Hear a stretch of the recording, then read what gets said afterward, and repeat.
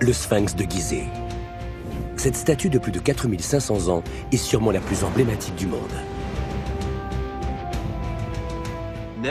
L'Égypte n'avait jamais vu de sculpture aussi monumentale. Ce lion à tête d'homme intrigue les archéologues depuis des générations. Pourquoi a-t-il été édifié? Les Égyptiens pensaient que ces statues possédaient un certain pouvoir. Aujourd'hui, des technologies innovantes vont nous permettre de faire de nouvelles découvertes. Il n'y a aucune preuve tangible, aucune signature laissée sur le Sphinx, mais il y a des indices. Pour percer le mystère du Sphinx, nous allons plonger dans les entrailles de cet incroyable monument. Nous allons explorer ces temples extraordinaires et enquêter sur ces cours d'eau abandonnés pour révéler les secrets cachés au cœur de cette merveille du monde antique.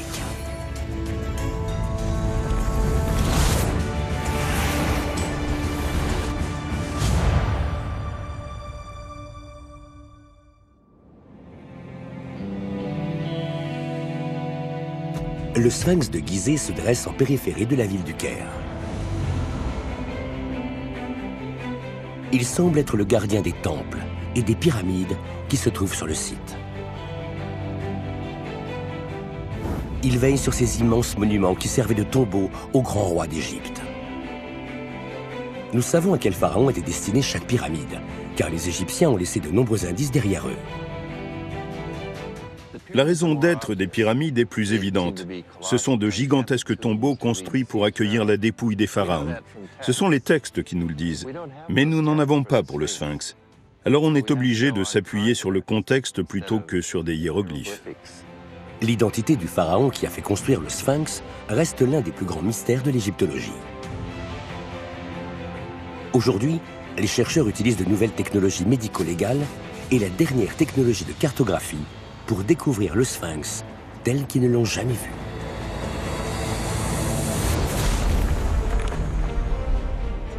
La tête du Sphinx est plus grande que celle de la Statue de la Liberté.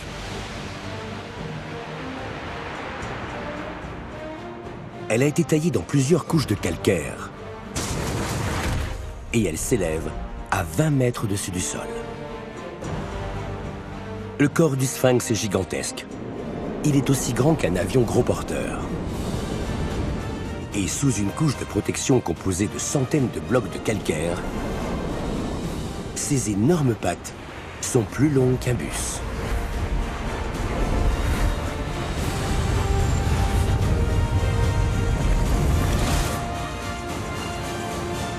Et pourtant, ce n'est pas le Sphinx, mais la cavité encaissée dans laquelle il se trouve qui renferme le plus d'indices sur l'identité de son bâtisseur. L'égyptologue Marc Lehner pense que les Égyptiens ont taillé le Sphinx à même la roche, creusant et retirant des milliers de tonnes de pierre pour façonner le corps immense de la statue. Aujourd'hui, les murs d'enceinte qui entourent le Sphinx portent encore les traces de l'excavation de ce colosse. Imaginez un peu la taille de ce chantier. L'exploitation de toute cette carrière d'où on extrayait d'énormes blocs de pierre qui pouvaient peser une centaine de tonnes. Marc pense que retrouver ces blocs de pierre permettrait de découvrir qui a construit le Sphinx. Et selon lui, ces blocs ne sont pas allés bien loin. Ces ruines qui font face au Sphinx étaient autrefois de somptueux temples, érigés par le grand pharaon Képhren. Et Marc est convaincu que c'est le même pharaon qui a bâti ces temples et le Sphinx. Je pense qu'ils ont récupéré les blocs de pierre extraits de la carrière et qu'ils s'en sont servis pour construire le temple juste en face. Afin de prouver sa théorie, Marc a besoin de preuves tangibles. Alors, il compare les différentes couches présentes sur les pierres du temple et le torse du Sphinx en espérant qu'elles correspondent. Si on regarde la base du Sphinx, son torse par exemple, on voit les mêmes strates que sur les énormes blocs de pierre du temple, avec une alternance de couches tendres et de couches dures.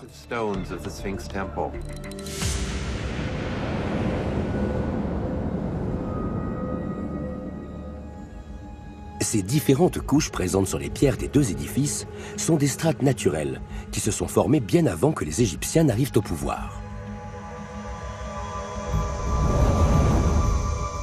Il y a plus de 50 millions d'années, Gizeh était un lagon tropical grouillant de vie.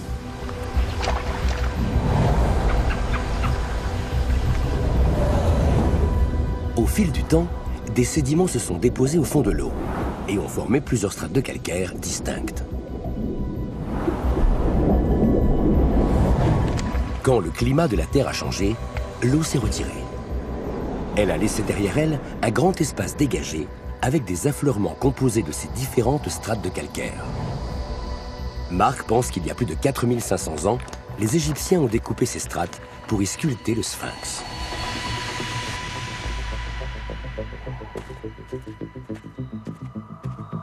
Avec Richard Redding, spécialiste des fossiles, Marc recherche les signatures géologiques cachées dans les blocs de pierre. L'épaisseur des différentes couches et le type de fossiles qu'elles contiennent confèrent à chacune une empreinte unique. Qu'est-ce que tu vois dans cette strate jaune un peu ratatinée? Plein de fossiles. On en a pas mal ici. Tiens, là, on a une huître épineuse. Et il y a tout un tas de numulites, ces coquilles en forme de pièces de monnaie. On étudie tout. On étudie les caractéristiques de la pierre, l'ensemble des fossiles qu'elle renferme et l'épaisseur de ses strates. Ce sont tous ces éléments qui constituent son empreinte. Et c'est grâce à elle qu'on saura d'où vient cette pierre. Marc et Richard définissent le profil géologique détaillé de chaque bloc de pierre. C'est un travail de fourmi. Mais son épaisseur varie. Ça va d'environ 18-19 cm ici, OK. jusqu'à une trentaine de centimètres là. Alors il va falloir prendre plusieurs mesures et faire la moyenne pour vérifier les variations. Après des années de travail, Marc a réussi à définir l'empreinte de chaque bloc de pierre appartenant à ce temple.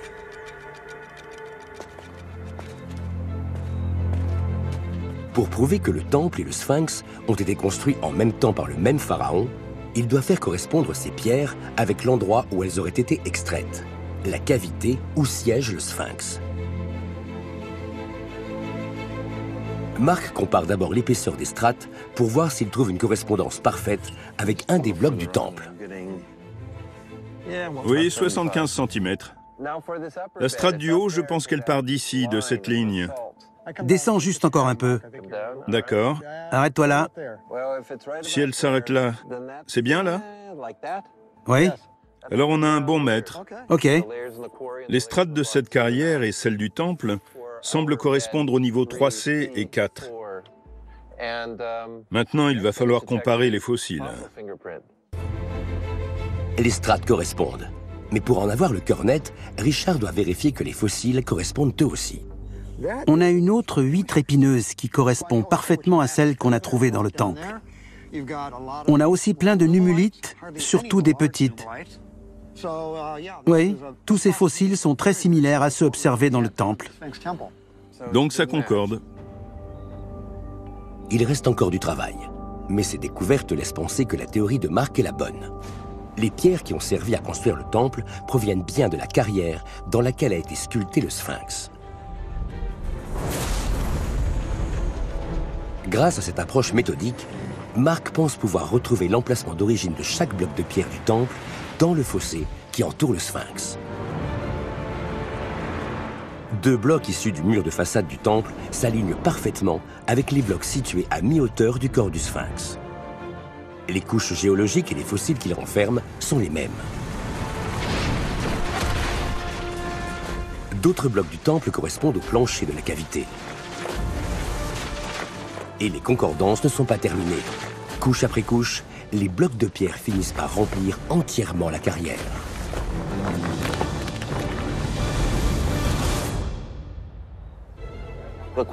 Ils se sont manifestement arrêtés au mur de la carrière. Mais à l'intérieur, tout ce volume, toute cette roche, a été découpée et morcelée pour obtenir des blocs de pierre qui ont servi à construire le temple juste en face. Mais ils ont conservé le cœur de la roche pour créer le sphinx, un peu comme le bloc de marbre dans lequel Michel-Ange a sculpté son David. Imaginez, le sphinx devait à moitié émerger du sol, taillé à même la roche. Il est apparu progressivement comme s'il sortait de terre. Tous les fermiers et les villageois qui avaient été appelés à travailler sur le chantier et qui venaient de toute l'Égypte n'avaient jamais rien vu de pareil. Ça devait être un véritable péplum. Il faut voir le sphinx, le temple et cette série de constructions comme des indices indispensables pour comprendre la création de certains des plus grands monuments du monde, ici, à Gizeh. Identifier la source des blocs de pierre permet d'avoir la preuve irréfutable de l'identité du pharaon qui a construit le sphinx. C'est Képhren qui a fait bâtir le temple. Donc c'est forcément lui qui a fait ériger le sphinx, puisqu'ils font partie du même chantier. Inspiré par les pyramides colossales de ses prédécesseurs, Képhren voulait sans doute faire encore mieux. Alors, il a non seulement bâti une énorme pyramide, mais aussi une statue gigantesque, qui, selon les historiens, représente son propre visage. Mais pourquoi le pharaon Képhren a-t-il décidé de doter sa statue d'un immense corps de lion? De nouvelles technologies pourraient bientôt révéler une vérité époustouflante. Le sphinx de Gizeh. La taille et l'ambition de cette sculpture antique restent inégalées. On n'avait jamais rien vu de pareil en Égypte. Aucune statue de cette taille, de cette ampleur, n'avait jamais été construite. Les maçons égyptiens ont façonné le sphinx dans la roche calcaire vers 2500 ans avant notre ère, sans doute en l'honneur du grand pharaon Képhren. Les historiens pensent que le visage humain du sphinx est le portrait du pharaon lui-même. Mais au fil des siècles, le vent du désert a peu à peu effacé les traits de son visage, ne laissant que quelques indices sur l'apparence qu'il avait à l'origine.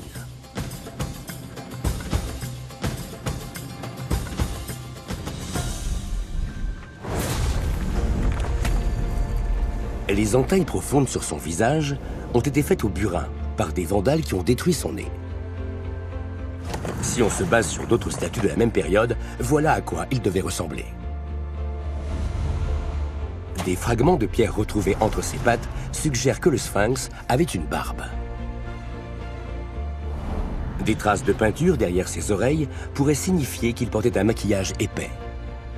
Et ce qui ressemble à des cheveux était en fait une coiffe royale qui encadrait le visage immortel du dieu roi Képhren.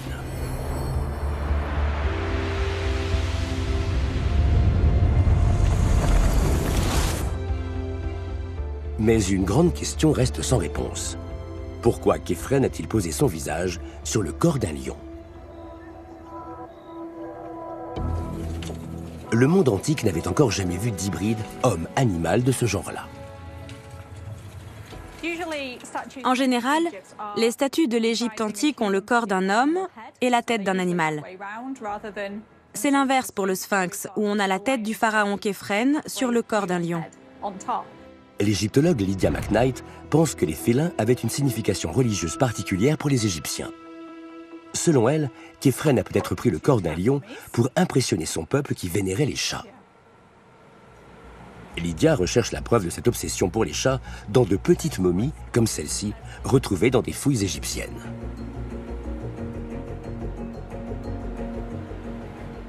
On a emprunté cet animal momifié au musée de Manchester, parce qu'on pense qu'il s'agit d'un chat.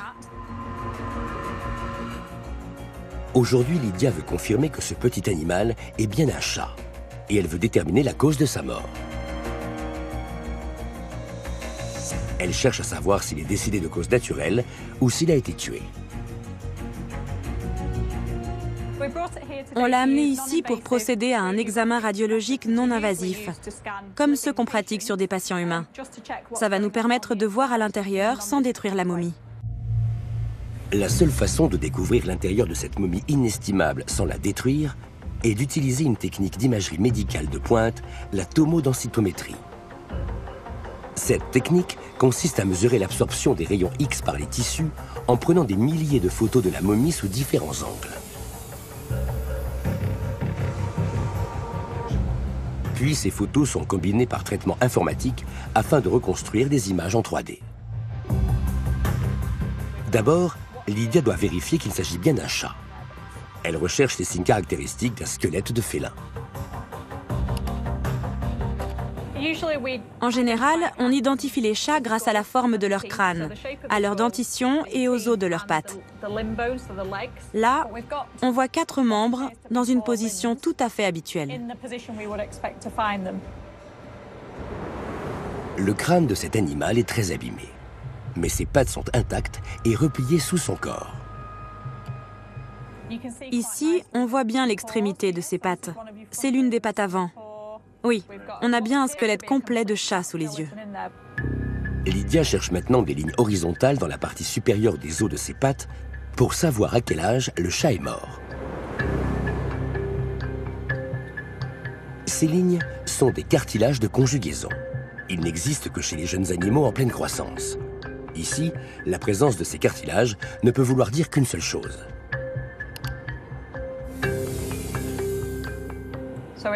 Ce n'était qu'un chaton quand il est mort.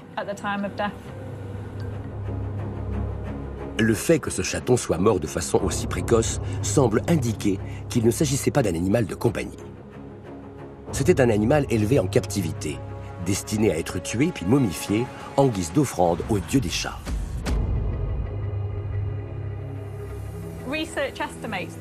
On estime à environ 10 millions le nombre de chats momifiés en l'espace de 1000 ans. C'était une véritable industrie. Toutes les momies que Lydia radiographie n'ont pas une histoire aussi terrible. Elle va en examiner une deuxième. Celle-ci ressemble beaucoup plus aux autres momies de chats qu'on a déjà étudiées. Elle a un aspect moins sinistre. Mais les images de cette momie vont s'avérer surprenantes.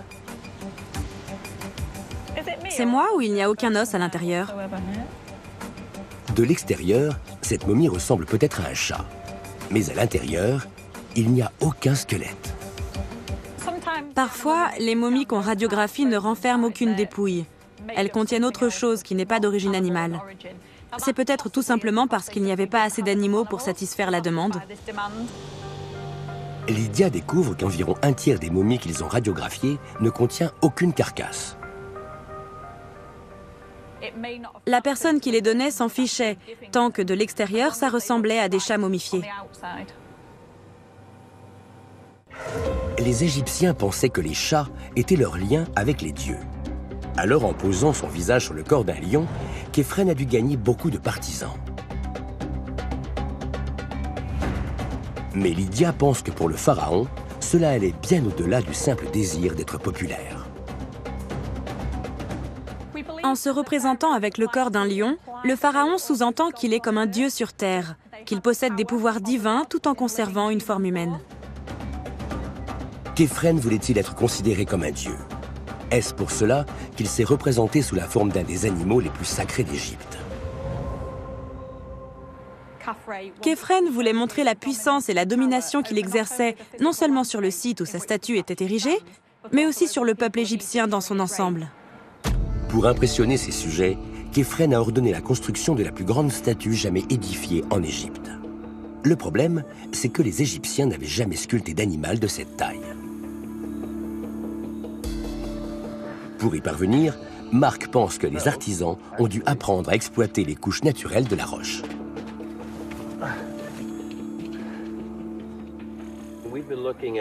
On a étudié les strates de la carrière d'où les blocs de pierre ont été extraits.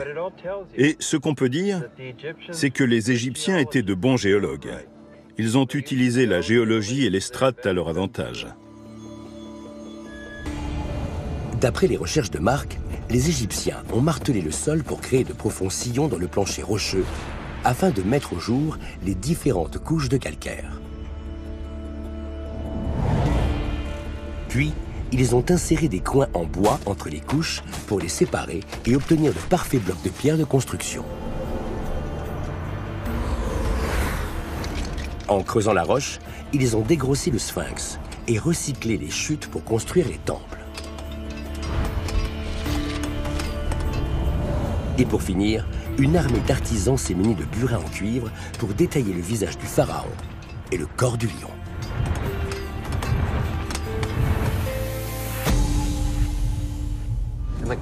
Dans beaucoup de cultures, le lion est considéré comme le roi des animaux. Alors associer une tête humaine et un corps de lion symbolise la puissance et le pouvoir suprême. Sauf qu'ici, l'animal est contrôlé par l'intelligence humaine, celle du pharaon lui-même. Le sphinx a-t-il été simplement bâti pour inspirer le respect et la dévotion chez les sujets du roi? Ou a-t-il été conçu dans un but bien plus grand? Certains historiens pensent que le sphinx a peut-être fait partie d'une machine surnaturelle, une machine capable de ressusciter les morts. Le sphinx de Gizeh, une statue égyptienne âgée de plus de 4500 ans. Ce gigantesque animal en pierre a sûrement été construit pour impressionner les Égyptiens, qui vouaient un véritable culte au chat. Mais l'égyptologue Mark Lehner soupçonne le sphinx de faire partie de quelque chose de plus mystérieux, l'essor d'un nouveau culte étrange. Et il pense en trouver la preuve dans le temple situé en face du sphinx. Le temple du sphinx reste un mystère, parce qu'il a été entièrement dépouillé de son revêtement extérieur. Tout a disparu. Les parements des murs, les piliers, tout ce qui pouvait porter une inscription qui aurait pu nous éclairer sur la fonction de ce temple. Même si le temple a été vandalisé et pillé, il reste assez d'indices pour pouvoir imaginer à quoi il ressemblait il y a 4500 ans.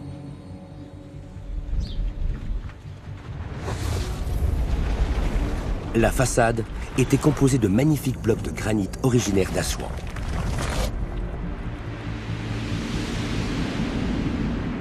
Dans les couloirs se dressaient 24 énormes piliers qui marquaient les heures du jour.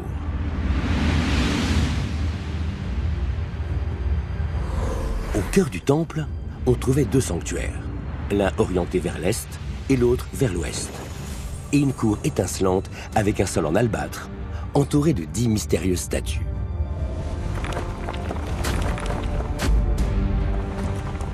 Quelle était la fonction de ce temple?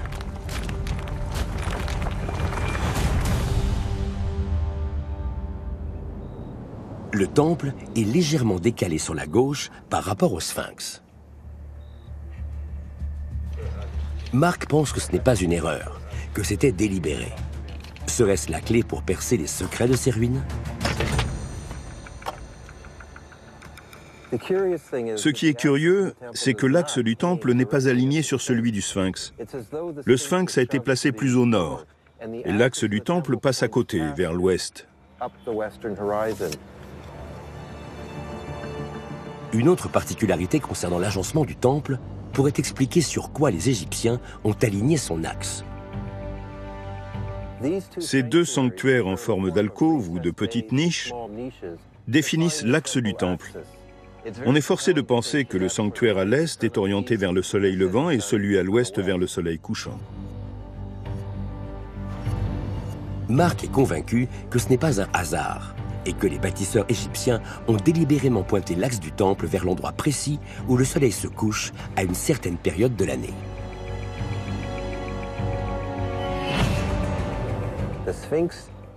Le temple du sphinx est orienté de façon à être aligné avec le lever et le coucher du soleil au moment des équinoxes.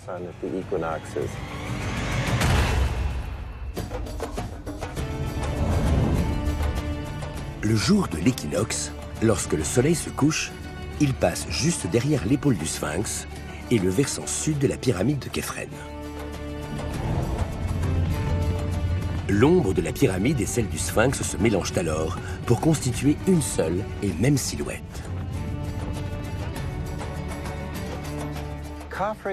Khéphren et ses bâtisseurs ont essayé d'exploiter la puissance du soleil en espérant qu'à la mort du pharaon, cet alignement lui permettrait de ressusciter.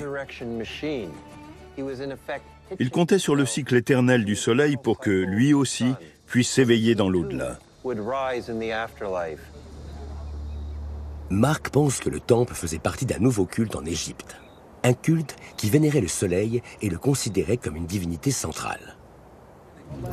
Cette idéologie a dominé la religion égyptienne pendant les 2000 années qui ont suivi. Pour confirmer sa théorie, Mark demande à Richard Redding de l'aider à tracer au sol l'axe du temple. L'axe central du temple est à peu près là. Ok, reste là. Il va tenter de reproduire la vue que les sujets de Képhren avaient depuis le temple au milieu du 3e millénaire avant notre ère. Voilà, c'est bon. Maintenant, viens voir. Si tu regardes vers l'ouest, tu verras l'alignement voulu par les bâtisseurs de l'Antiquité au moment des équinoxes. Regarde-moi cette vue. C'est parfait. L'axe passe pile au niveau de l'épaule du sphinx. Et du versant sud de la pyramide. C'est exactement là où le soleil se couche à l'équinoxe. Ça prouve que c'est le plus ancien temple égyptien dédié au culte du soleil. Sa conception et sa décoration montrent là encore à quel point ce temple était important.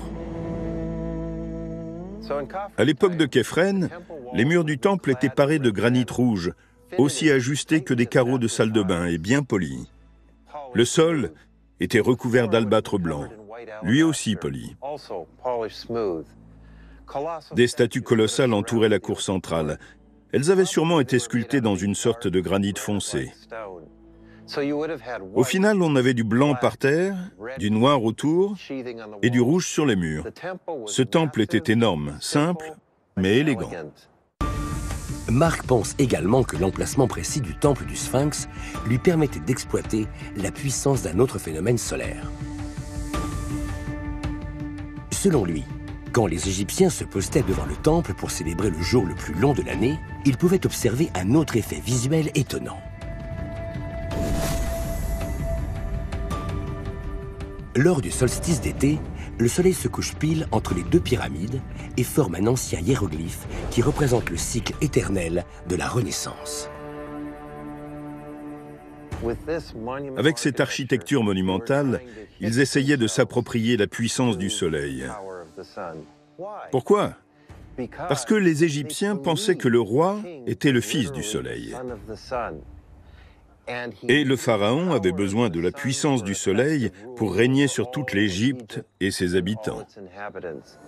En construisant le Sphinx et les temples, Képhren a changé le visage de l'Égypte. Il a aidé son pays à entrer dans une ère nouvelle, marquée par le culte du soleil, une ère qui a duré plus de 2 millénaires.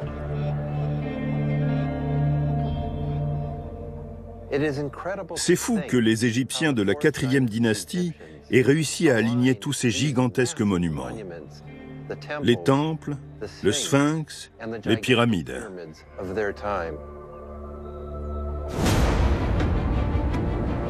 Même si les chercheurs sont parvenus à élucider le mystère des temples, d'autres éléments liés au Sphinx sont plus difficiles à expliquer. Derrière les temples se trouvent 2 chemins en pierre qui ressemblent étrangement à la cale de construction d'un port. Que fait cette structure maritime en plein milieu du désert?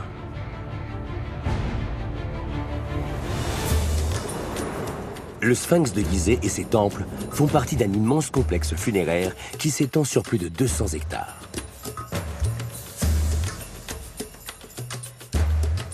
Ce complexe antique descend en pente douce vers le Sphinx, où il s'arrête brusquement sur 2 mystérieux chemins en pierre.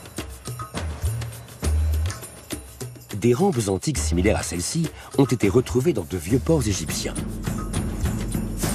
Mais que font ces rampes à 8 km du port le plus proche?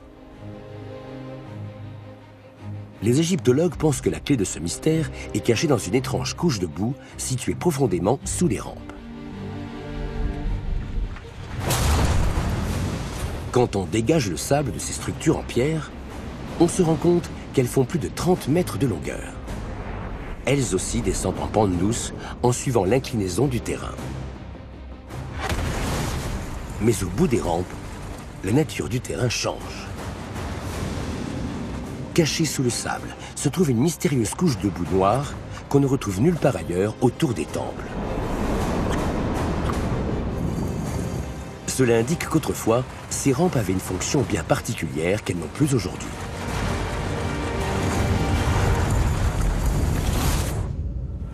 Les égyptologues pensent que cette boue noire retrouvée sous le site du Sphinx pourrait être la preuve que ces rampes faisaient partie d'un port artificiel.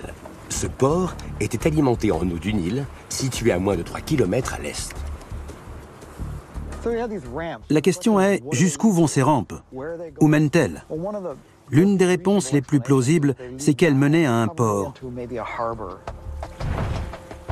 Aujourd'hui, Richard Redding est en mission sur le Nil. Il est à la recherche de la boue noire, celle-là même qui s'est retrouvée sous le site du Sphinx. Il pense que cette boue est transportée par l'eau en mouvement, puis qu'elle se dépose au fond quand l'eau stagne.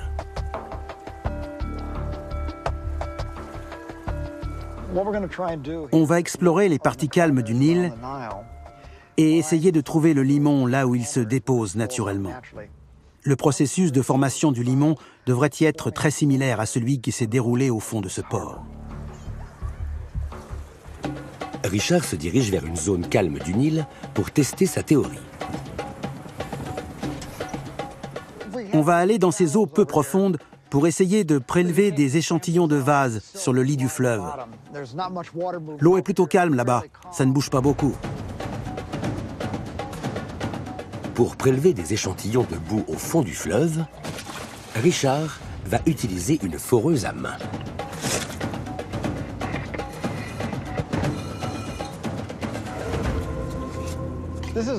C'est presque exactement ce à quoi je m'attendais. Du bon limon du Nil provenant d'un endroit calme. Vous voyez sa couleur et sa consistance?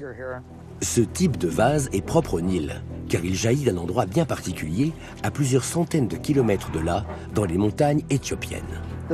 Le limon provient des hauts plateaux éthiopiens. Il est noir parce qu'il est riche en minéraux d'origine volcanique. C'est exactement le genre de vase que je m'attendais à trouver.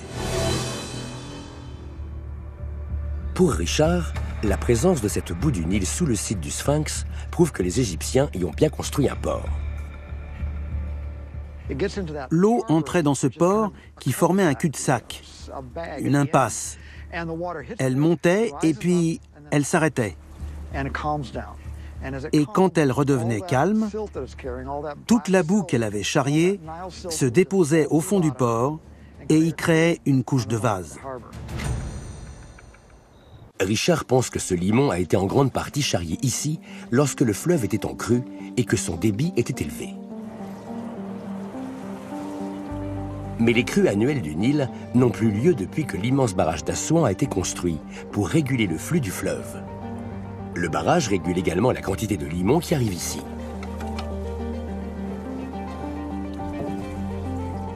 Même si aujourd'hui il y a beaucoup moins de limon dans le Nil, Richard veut savoir si une eau en crue aurait pu transporter une aussi grande quantité de sédiments dans le port de Gizeh. Je suis en train de créer un mini-fleuve en crue. Il secoue le mélange eau plus boue pour reproduire l'énergie d'un fleuve à fort débit. L'eau qui tourbillonne semble réussir à transporter des lourdes particules de limon. Toutes les particules sont en suspension. Maintenant, je vais laisser le mélange de côté pour voir combien de temps ça va prendre. Vous voyez, l'eau continue de bouger, il y a encore du mouvement, et les particules aussi continuent de tournoyer. Richard pense que les particules en suspension finiront par se déposer au fond de la fiole quand l'eau perdra son énergie et s'arrêtera de tourbillonner, à l'image du limon en suspension dans le Nil quand il est arrivé dans le port de Gizeh. L'eau cesse progressivement de bouger, elle devient de plus en plus calme, et on voit que les particules de limon et d'argile commencent à se déposer au fond. Là, c'est le limon. L'argile est encore en suspension. Mais elle a déjà commencé à se déposer au fond parce que le bas de la fiole est beaucoup plus foncé que le haut. Le test montre qu'un fleuve en crue aurait très bien pu transporter ces grandes quantités de limon avant qu'elles ne finissent par se déposer au fond du port de Gizeh. Richard cherche une autre preuve montrant que la vase trouvée sur le site du Sphinx a bien été déposée là par les eaux du Nil il y a des milliers d'années. On dirait des mélanoïdes. Ce sont des escargots que je connais bien. Ils ne vivent qu'en eau douce. Et on a trouvé cette même espèce d'escargot dans les échantillons prélevés sur le site du Sphinx. Ces escargots confirment qu'il fut une époque où les eaux du Nil coulaient jusqu'aux portes du temple du Sphinx. Richard en est convaincu. Mais pourquoi les Égyptiens se sont-ils donné tant de mal pour construire cet immense port artificiel?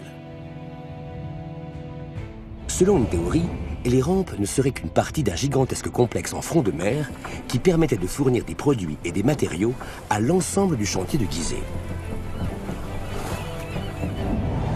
Des bateaux apportaient des blocs de granit pour décorer les pyramides, du bois pour les constructions et du bétail pour nourrir l'armée d'ouvriers qui vivaient sur le plateau.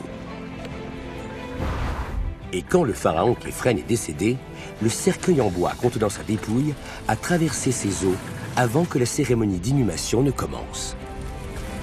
Les Égyptiens pensaient que ce port divin permettait aux dieux de visiter sur leurs barques célestes les temples sacrés des pharaons décédés.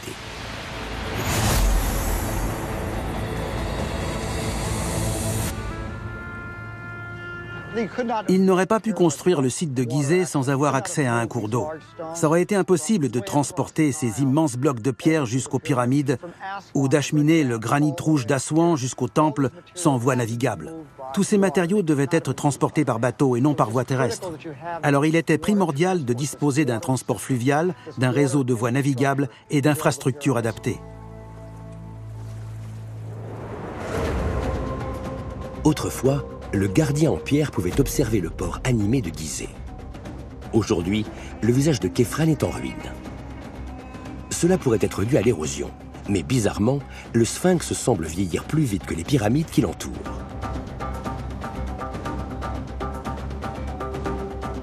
Pourquoi? Et combien de temps reste-t-il aux historiens avant qu'il n'y ait plus rien à étudier? Le Sphinx observe l'Égypte d'aujourd'hui. Il a assisté à la naissance de l'Afrique moderne. Il a vu le Caire s'étendre. Il est devenu l'un des sites touristiques les plus visités au monde.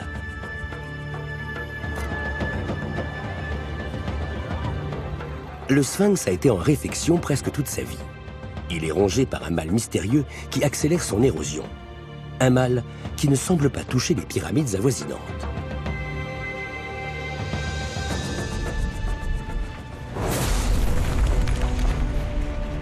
Depuis 3000 ans, des pierres vouées à protéger le corps du Sphinx sont ajoutées, restaurées et remplacées, que ce soit par les Égyptiens de l'Antiquité, les Romains ou les archéologues d'aujourd'hui.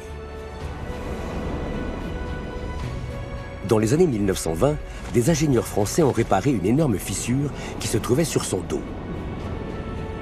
Ils ont bouché un trou situé sur le sommet de son crâne, et pour éviter qu'il ne perde la tête, ils ont renforcé son cou à l'aide de ciment. Sauver le Sphinx est une lutte contre le temps qui passe, et elle est loin d'être terminée.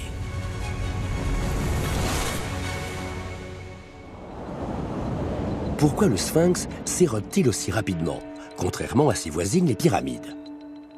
Marc et Richard veulent comprendre. Et ce n'est pas récent, c'est là depuis 450 ans. Ils ne peuvent pas examiner le corps du monument car il a été en grande partie recouvert d'une couche protectrice de roches calcaires, d'argile et de pierres naturelles. Mais sur l'un des murs de la carrière qui entoure le Sphinx, Marc et Richard découvrent les traces d'un type d'érosion très particulier qui attaque le calcaire. Il faut garder à l'esprit que l'érosion qui touche le mur de la carrière est exactement la même que celle qui affecte le corps du Sphinx. Tu vois tous ces fragments? C'est la roche qui se désagrège. Oui, il y a des fragments, mais aussi de gros morceaux qui se détachent. Richard, le géologue, pense que l'eau transporte le sel jusqu'à la surface de la roche, où il fait de gros dégâts. Le sel s'insinue dans chaque pore, chaque fissure, où il se cristallise. Et en s'élargissant, les cristaux cassent la roche qui s'effrite. Dans ce pays, il peut se passer des mois sans pleuvoir. Alors, d'où vient cette eau? Et pourquoi n'affecte-t-elle pas les pyramides de la même façon? Le sphinx a été sculpté dans le sol rocheux, ce qui signifie qu'il est plus bas d'une trentaine de mètres par rapport aux pyramides. Sa base est donc plus près de la nappe phréatique située juste en dessous, ce qui l'expose aux infiltrations. Le calcaire poreux du corps du sphinx absorbe ce liquide comme une éponge. Et quand il arrive à la surface, il désagrège la roche. En outre, contrairement aux pyramides, le sphinx est directement relié à la roche qui se trouve en dessous. Le sphinx n'est pas une statue indépendante ni un temple construit avec différents blocs de pierre. Le sphinx fait littéralement partie de son environnement, c'est une pierre vivante. Et tous les processus naturels qui affectent ce mur affectent aussi la statue. Sculpter le sphinx directement dans le sol calcaire a permis d'en faire une statue colossale.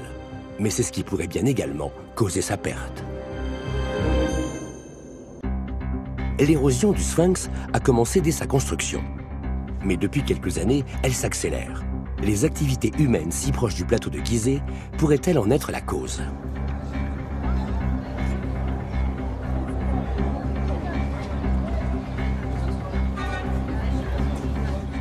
La construction d'une station d'épuration, de routes et de ponts tout autour du site a perturbé le mouvement naturel de l'eau souterraine et a fait monter le niveau de la nappe phréatique.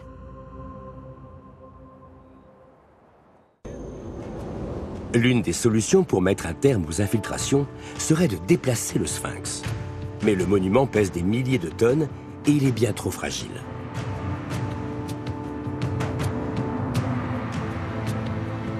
Alors, en attendant, les ingénieurs appliquent sur la statue du calcaire spécial appelé consolidant pour essayer de freiner l'érosion.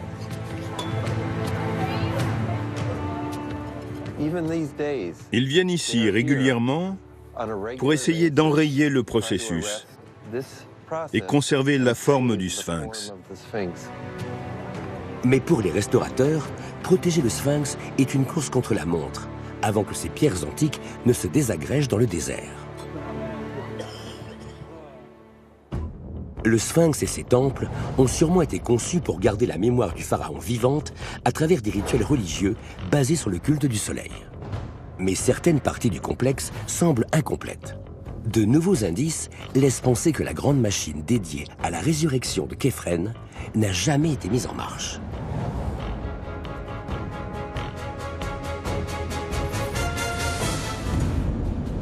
Le sphinx de Gizeh et ses temples livrent peu à peu leurs secrets. Les Égyptiens ont construit ces structures monumentales pour le grand pharaon Khéphren, afin qu'il soit certain d'être vénéré après sa mort.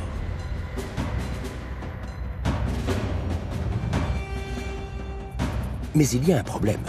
Certaines parties du complexe autour du sphinx semblent incomplètes.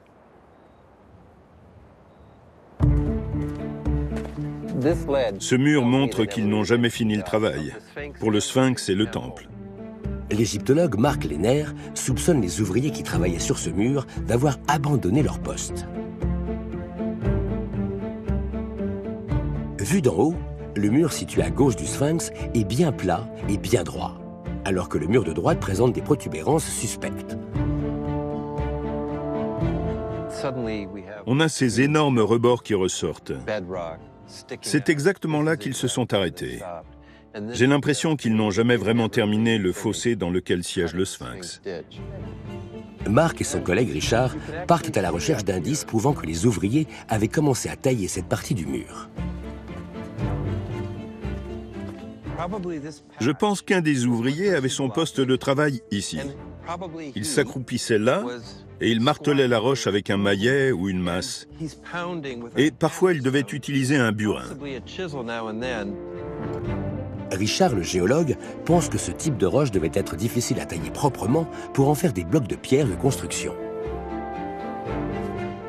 Cette pierre est beaucoup plus dure. C'est une roche à grains fins. Elle devait être plus difficile à travailler. Les Égyptiens savaient qu'ils n'arriveraient pas à découper de gros blocs de pierre là-dedans. Alors ils ont sûrement dit aux ouvriers de les tailler grossièrement. Oui. En déblayant la zone, Marc et Richard trouvent la preuve que cette paroi avait commencé à être dégrossie avant d'être abandonnée. Ces 3 sillons découpés dans la roche ont sûrement été travaillés au burin par des ouvriers, une technique qui permet de dégager la pierre plus facilement. On voit qu'il a sûrement creusé ces sillons avec une pioche en laissant ces bosses qu'il avait sans doute prévu de marteler avec une masse bien lourde. Il devait y avoir une trentaine d'ouvriers ici. Chacun à son poste de travail, à creuser la roche avec leur pioche et à marteler les bosses avec leur masse pour obtenir un mur bien droit. Ça devait être un sacré spectacle. Mais Mark est convaincu que ces ouvriers sont partis en laissant le travail inachevé. Pourquoi ? À mon avis, s'ils n'ont pas fini le travail, c'est sûrement parce que Képhren est mort, qu'un nouveau roi est monté sur le trône et qu'il a fallu commencer tout de suite à travailler sur sa pyramide. La machine capable de ressusciter Képhren grâce au Sphinx et au temple n'a jamais été terminée. Les pharaons ont continué à construire à Gizeh pendant encore 350 ans, jusqu'à ce que le site soit complètement abandonné. Les chercheurs pensent qu'une catastrophe naturelle a poussé les Égyptiens à quitter Gizeh. Le Nil a changé son cours.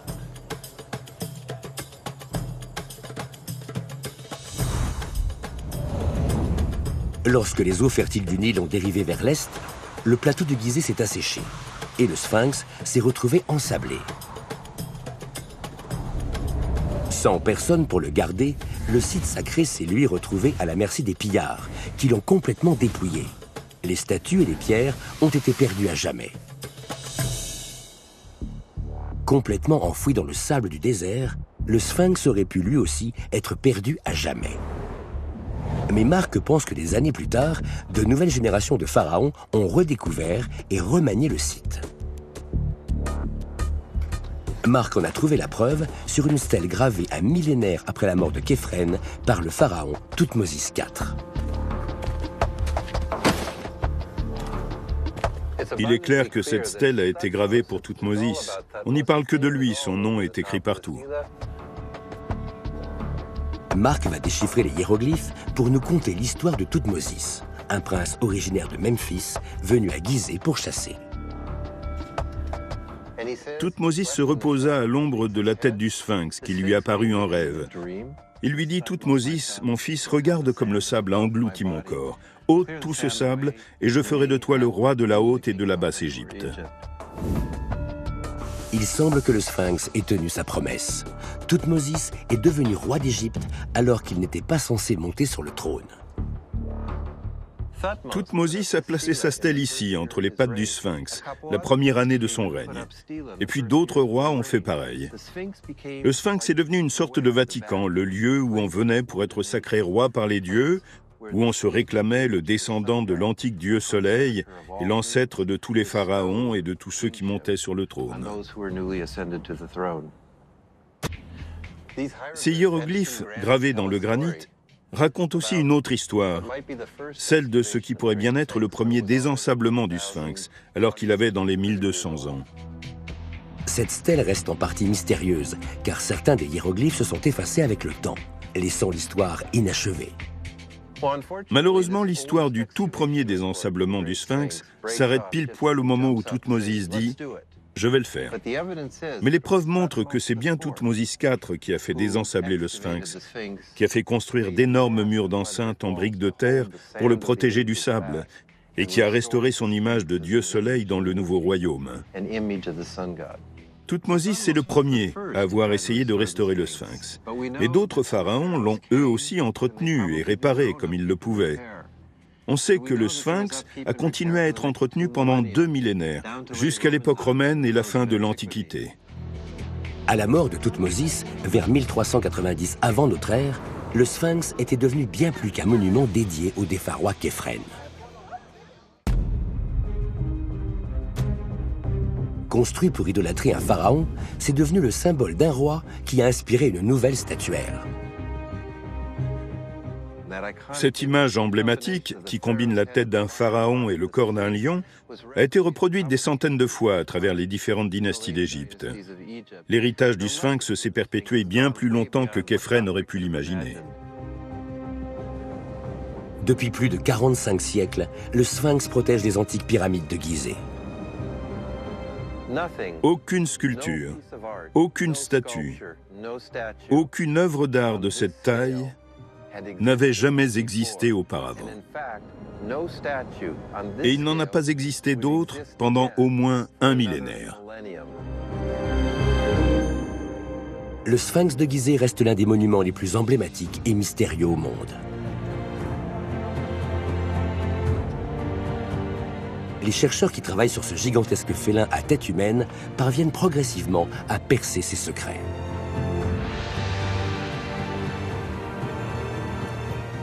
De son visage défiguré à ses temples en ruine, ils comprennent de mieux en mieux cette sculpture monumentale et le roi qui en est à l'origine.